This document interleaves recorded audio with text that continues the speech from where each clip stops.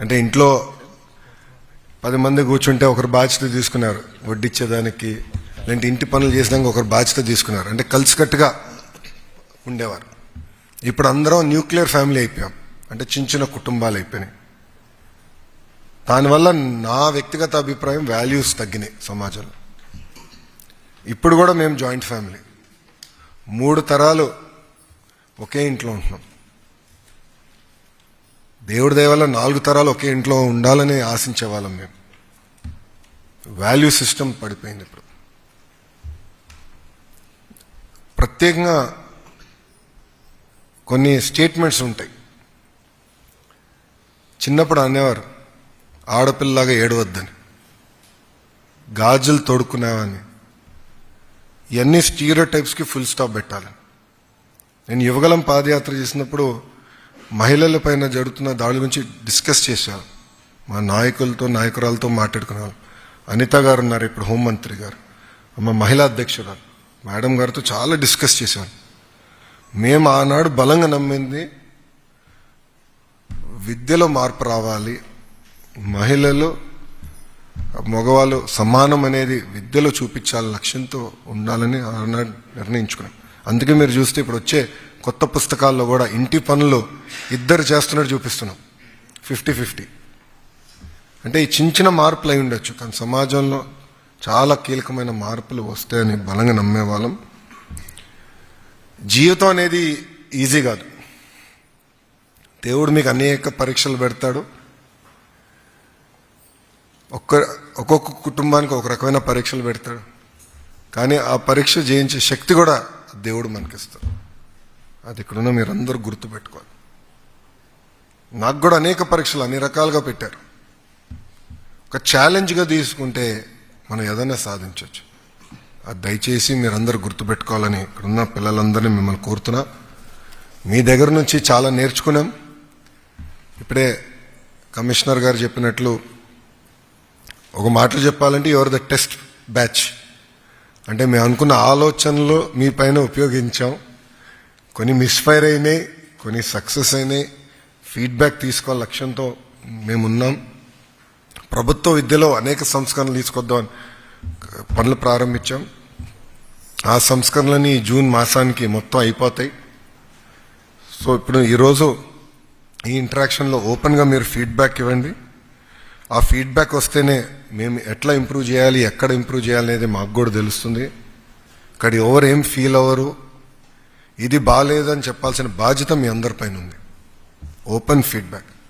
ఈరోజు కూడా cabinet meeting నుంచి నేను పరిగెత్తుకుంటూ వచ్చాను. చాలా లేట్ అయింది ఈరోజు క్యాబినెట్ మీటింగ్. సుమారుగా 4.5 గంటలు నడిచింది క్యాబినెట్ మీటింగ్. క్యాబినెట్ మీటింగ్లో కూడా గౌరవ ముఖ్యమంత్రి గారు మాకు పదే చెప్పేది, ఏమైనా ఉంటే ఫీడ్బ్యాక్ ఇక్కడ చెప్పండి, ఓపెన్గా మాట్లాడి మాకు చెప్తారు. సో ఈ సమావేశంలో కూడా మీరు ఓపెన్గా ఫీడ్బ్యాక్ ఇవ్వాలని మిమ్మల్ని అందరినీ కోరుకుంటున్నాను. ఇంకా తల్లిదండ్రులకు వచ్చేగల ఏ కళ్ళు అయితే మీరు కన్నారో ఈరోజు మీ పిల్లలు నెరవేర్చడం జరుగుతుంది. చదువు ఇక్కడతో ఆగకూడదు. ప్రభుత్వం అన్ని రకాలుగా మీకు అండగా నిలబడుతుంది. మీరు చూస్తే కేవలం స్కూల్ ఎడ్యుకేషనే కాకుండా ఇంటర్మీడియట్ ఎడ్యుకేషన్లో కూడా, అంటే గవర్నమెంట్ జూనియర్ కాలేజీలు కూడా బలోపేతం చేస్తున్నాం. మీరు మొన్న రిజల్ట్స్ కూడా బాగా వచ్చినాయి. ఒక పక్కన అది చేస్తున్నాం.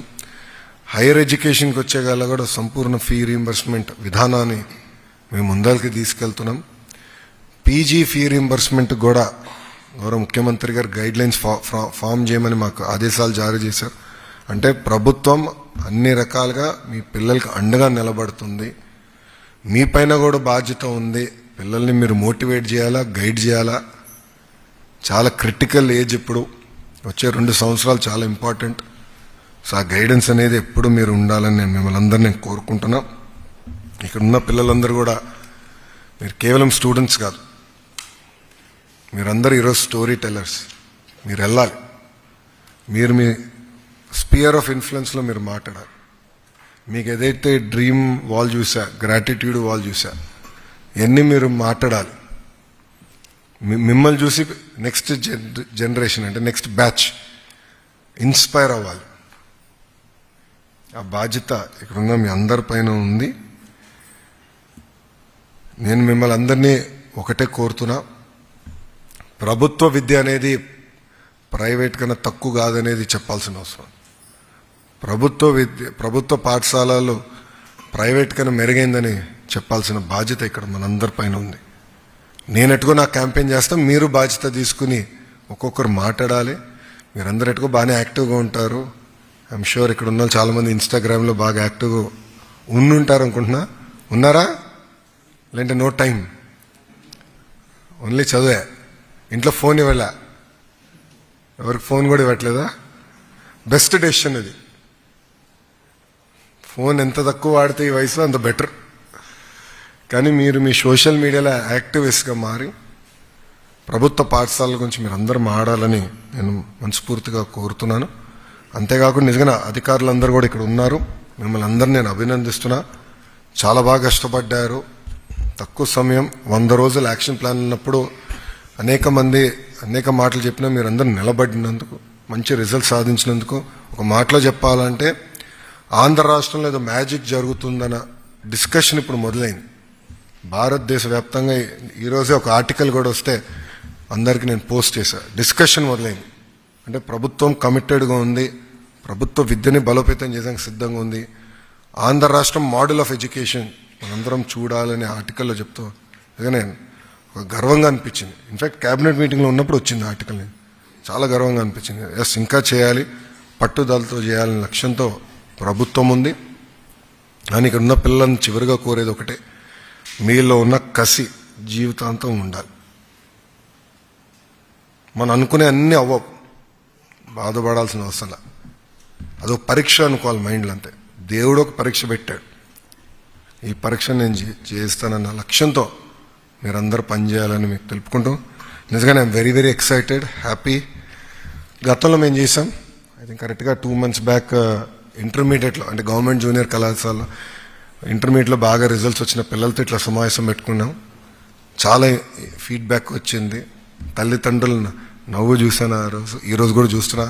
మీ తల్లిదండ్రులు గర్వంగా చూస్తున్నారు మీ వైపు. వాళ్ళు ఎప్పుడు గర్వంగా చూసే విధంగా, తల్లిదండ్రులకు ఎప్పుడు చెడ్డ పేరు మటుకు మనం తీసుకురాకూడదు. అది గుర్తుపెట్టుకోవాలి. మనం తీసుకున్న నిర్ణయాల వల్ల వాళ్ళు ఇబ్బంది పడకూడదు. మేము కూడా జూన్ మాసం తర్వాత డ్రగ్స్ పైన నిజంగా యుద్ధం ప్రకటిద్దామని నిర్ణయించుకున్నాం. డ్రగ్స్ వల్ల ఒక తరం నాశనం అయిపోతున్నాడు. నిజంగా బాధ వేస్తుంది. మొన్నటి వరకు టీం అంతా సెట్ అయింది. ఇప్పుడు we are going to take it up very seriously. So ఇవన్నీ మీరు గుర్తుపెట్టుకోవాలి. మీరు తీసుకునే ప్రతి నిర్ణయం వల్ల ఫస్ట్ ఎఫెక్ట్ అయ్యేది తల్లిదండ్రులు. అది మీరు మనసులో పెట్టుకొని రాబోయే రోజుల్లో తీసుకునే నిర్ణయాలు తీసుకునే సమయానికి అది గుర్తుపెట్టుకోవాలి. ఆలోచించి తీసుకోమని మిమ్మల్ని అందరినీ నేను కోరుకుంటున్నాను. ఈరోజు ఇప్పుడు ఓపెన్ ఇంటరాక్షన్ అనుకున్నాం. శ్రీనివాస్